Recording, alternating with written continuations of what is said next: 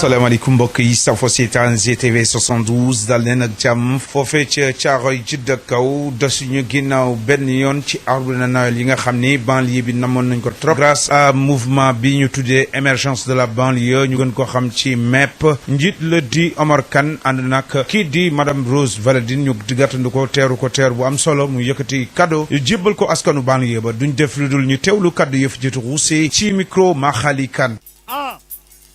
Aïcha mi ngi noonu waaw waaw Rose Wardini egsi na indaale ay xéewal ànd ak ñaari Père Noël gannaaw ba nga duggee ci banlieue bi suba ba léegi ñoo ngi soog a egsi fii ci Jidda Caaroy kaw waaw waaw waaw waaw waaw Aïcha mi ngi noonu egsi nañu Jidda Caaroy kaw yéen ci biir kër yi Rose Wardini egsi na docteur Rose egsi na tey le vendredi le 26 décembre Jidda Caaroy kaw xale yi ñëw leen taxaw ran leen xale yi ran leen waaye wuy ma courant du am cadeau courant du am cadeau xale yi ran leen zone bi cadeau da ngeen di ran waa aneer leen dem leen toog waa dem leen toog waaye joxeetuma bàyyi naa man joxeetuma bàyyi naa dem leen toog mu fekk leen seen place jox leen ay cadeau dem leen bàyyi xéewal yi ngi ñëw jox leen ay cadeau dem leen toog yéen ñëpp di ngeen am cadeau yaa ngi fi du jeex camion lañ indi camion cadeau camion la du jeex camion dem Njaga Ñaaw dem Kër Sonko fépp la ñuy joxe ay cadeau ci kattanu yàlla ak mbaaxam excellence man de damaa jommi ci yow lii seeram ta ku yaayam su koy na géy waa dégg naa la bu baax sëñ Fallooy maamam dégg naa la bu baax maanaam ci suba ba léegi ñu ngi ci biir banlieue bi buñ jógee fii dañuy dem côté Diamaguène jóge fa dem Tëngéej jóge fa topp dëkk yi ba Matam ba Ziguinchor barke sëriñ sa acca temps bi xoj nañu donc balaa ñuy commencé da nga waxoon da nga bëgg a def discours may saw kaay docteur jox la ko waaw non yàggul 10 minutes rek laa leen fay voilà 10 minutes rek non ça ne va pas tarder billahi xam naa la ngeen soxla alors le suivant Hawa Dieng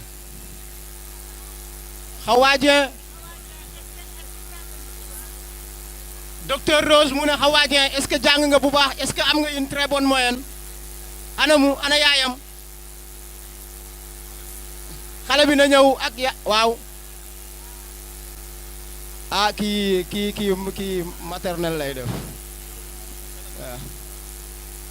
waaw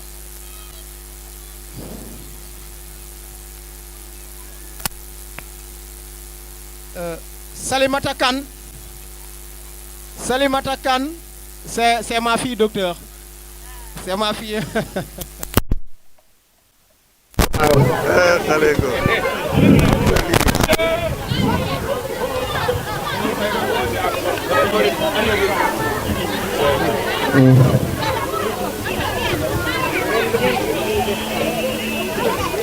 Salimata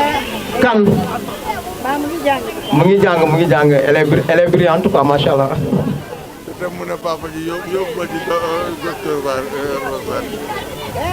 waaw loolu la wax de waaw damay wax ak c'est joli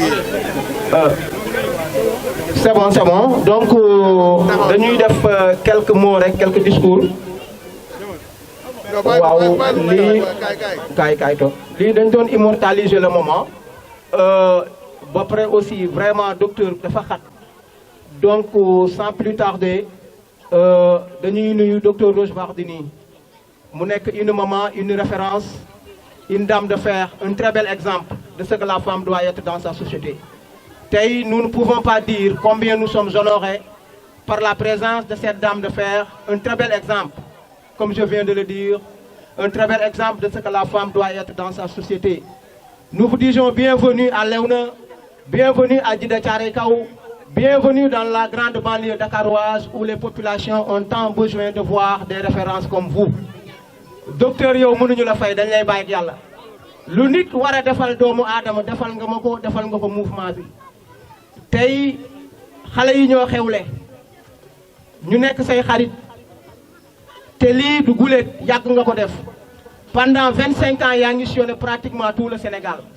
te ñëpp xam nañ ne c'est un coût extrêmement coûteux ay millions et millions ngay génnee pour bëggal xale réew mi te donc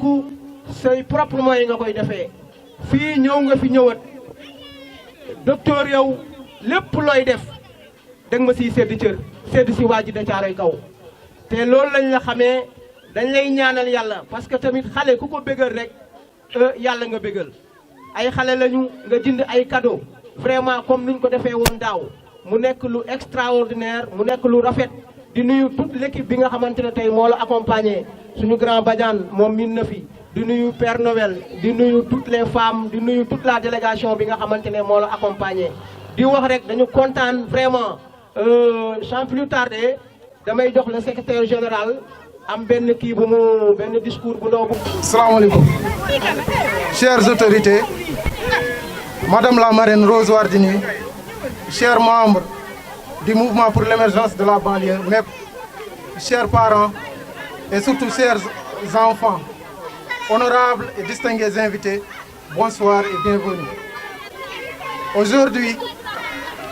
nous nous célébrons et de consultations gratuites offertes aux populations vulnérables. Merci pour toutes, chères marraines, car servir et c'est aimer. À tous nos partenaires et soutiens, nous réitérons ce soir l'engagement du MEP à être un acteur fiable, ancré dans l'intérêt général. Nous croyons en une banlieue qui gagne, une banlieue qui ne réclame pas la charité, mais des opportunités. Chers enfants, vous êtes la lumière de demain et l'espoir de tout un peuple. Avec du travail et du cœur, aucune barrière n'est infranchissable. Que Dieu vous bénisse, que la fête soit belle. Merci à toutes et à tous. Vive la banlieue, vive le Sénégal et vive le MEP. Présidente sa xarit docteur moo Fadoum lii moo waroon wax au nom des femmes mais comme temps bi daf ñu xaw a xoj donc dañ lay defal surprise bi rek bu ñu paree ñu jox la kàddu. ma fii ñëw ça fait 20 ans de compagnonnage avec cette communauté de Thiaroye Djiddah Kao. C'est ça. C'est ça. Omar, nous avons longtemps sillonné ensemble. Donc Mac Omar du tey depuis ay ati at fii dañ fi doon ñëw di def ay consultation di def ay cadeaux de Noël di def ay actions sur l'environnement kon nag fii suñ dëkk la suñ quartier la maa ngi sant ñëpp di gërëm ñëpp di wax na nag fête bi moom seen fête la nañ ko def ak jàmm di ko def ay ati at jërëjëf. Merci docteur. Merci docteur. waaw fay naa la sëñ bi. waaw ñu fekk li fii Thiaroye lan moo nekkoon solo bés bi nga xam ne ñu ngi koy présenté fii. waaw avant tout d'abord je me présente maa ngi tudd Omar Kane nekk le président mouvement pour l'émergence de la banlieue. waaw dayoo bis bi nag mooy lu ko waral mooy tey mooy 4e édition Noël pour tous ñu organiser woon ko ànd ak suñu dame de fer muy docteur Rose Wardini vraiment ñu amoon mu joxoon ñu ay cadeaux yu bëri pour ñu distribuer ko xale yi vraiment ñi nga xamante ne vraiment entre 2 ans 3 ans ba 6 ans quoi. waaw lii nag dugguleet vraiment mooy 4e édition bu ñu ko organiser te vraiment lu tax ñu koy def aussi pour bëggal xale yi parce que xale yi moom vraiment. ñi fi nekk yëpp vraiment suñuy doom lañu suñuy lépp lañu te c'est un mouvement à caractère social donc mënuñu lu dul Noël bu jotee vraiment. waaw ñu ngi am des résultats positifs. parce que xale yëpp ñii ñu ngi maternelle ñii ñu ngi primaire mais ñu ngi am vraiment ay moyens yu baax te loolu luñ si jublu tey mooy en tant que dañuy œuvrer si éducation si santé si domaine yu bëri donc lu si ëpp solo mooy encadrer xale yi parce que xale yi ñoom ñooy avenir u ëllëg donc il faut que ñu encadrer leen fexe ba ñu am éducation de base. waaw sama kàddu gu mujj mooy di remercier waa membre mouvement bi yëpp vraiment kontaan nañu. tey xale bu kontaanee rek vraiment yàlla moo kontaan parce que vraiment amuñu lu dul ay xale te mënuñu def lu mel nii tamit remercier wuñu waa mouvement MEP muy góor muy jigéen ku nekk présidente des femmes Fadoum Ly di nuyu Moussa Ba mu nekk le trésorier le secrétaire général Djibi Ly le président de l'organisation Matar Dieng di nuyu toutes les femmes du mouvement bu ma waxee présidente Fadoum Ly rek teg naa ko ci loxo jigéen di wax ne nag vraiment yéen aussi dañ leen di remercier ngeen nekk suñuy partenaire 4 ans ba léegi ñu ngi ànd ak yéen événement bu am di ngeen ñëw couvrir ko tey ngeen ñëwoon aussi jàppale ñu ci bis bi mu nekk Noël pour tous ñu am ci mbégte bu baax di ñaan yàlla aussi xale yi yàlla màggal leen ci jàmm jox leen ay xel yu sell yaa ngi dégg ba ñu njëriñ seen i waajur njëriñ ci quartier yu njëkk njëriñ société bi loolu mooy objectif MEP vraiment. di am contentement bu baax seen teewaay fii man maay Rabi Ly di présidente des femmes bu mouvement MEP. mbégte bi mouvement émergence de la banlieue nekk di dimbali néew doole yi fi nekk rek di mouvement boo xam ne mouvement social la ndax xale muumel yàlla la xamul dara nga bégloo xale rek. yow moom am nga lépp sant yàlla nag suñu coordonnateur Oumar Kane ak suñu secrétaire suñu trésorier Moussa Ba Matar Dieng Sala ak membre MEP yi ma àndal yëpp jigéenu MEP yëpp ndax jigéen ñu valable lañ jigéen ñu liggéeykat ñoo si nekk ba dëgg yàlla kontaan nañ waaw avant tout damay présenté wu maa ngi tudd Djibi Ly nekk secrétaire général mouvement de l'émergence pour la banlieue récemment la adhéré ci mouvement bi mais lu mu ci gis rek mooy avancement li mu ci gis rek mooy ñi nga xamante ni dañu bëgg def li nga xamante ni moom mooy jëmale suñu banlieue ci kanam parce qu'on a tendance à dire que la banlieue c'est la périphérie on a tendance à marginaliser la banlieue boo waxee banlieue nga dëkk rek on a tendance à étiqueter mais avec cette initiative nous prouvons aujourd'hui que la banlieue est le cœur battant de la nation parce que ñu bari tey ñi nga xamante ni ñoo nekk au sommet de l'État ci banlieue bi la ñu bàyyee ko kon léegi nekkatul complexe ñun aussi dañu jël suñu courage à deux mains ñu bëgg tamit changer la donne ñu bëgg tamit former la jeunesse parce que la jeunesse elle doit s'épanouir la jeunesse elle doit être au sommet de l'État la jeunesse c'est notre espoir de demain loolu moo tax tey ñu ciy investir te xam nañu rendement la on doit conscientiser les jeunes on doit les inciter à se cramponner davantage ñi nga xamante ni dañuy jàng à se cramponner sur les études susceptibles de leur assurer un avenir meilleur vraiment ñu ngi rafetlu initiative bi bu baax léegi lii nag du guleet vraiment du guleet il y a beaucoup de lots apparemment comme l'a dit monsieur le trésorier général 85 personnes ñoo ci bénéficié wu donc vraiment c'est pas petit du ñu def rek ñaan yàlla suñu borom mu kattal ñu ëllëg ci biir ñu mun a def yeneen ak yeneen ak ñu ngi tamit xool nu ñu defee ba am banque de l'écolier maanaam ëllëg ci biir bu ñu bëggee joxe ay fournitures scolaires ñu mun a tibb di leen jox sans pour autant que ñu dem di yelwaani parce que tey nous voulons une banlieue boo xamante ni une banlieue qui ne réclame pas la charité mais des opportunités. di remercier encore une fois Docteur Rose di remercier le président di remercier les femmes la présidente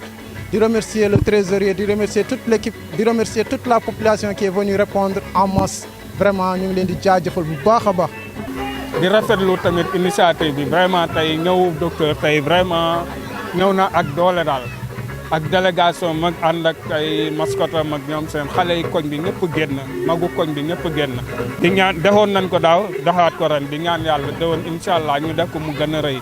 bon di ñaan yàlla mouvement bi jëm sa kanam a kanam vraiment bu si nit ñi jàppee rek incha allah dina dem sa kaw.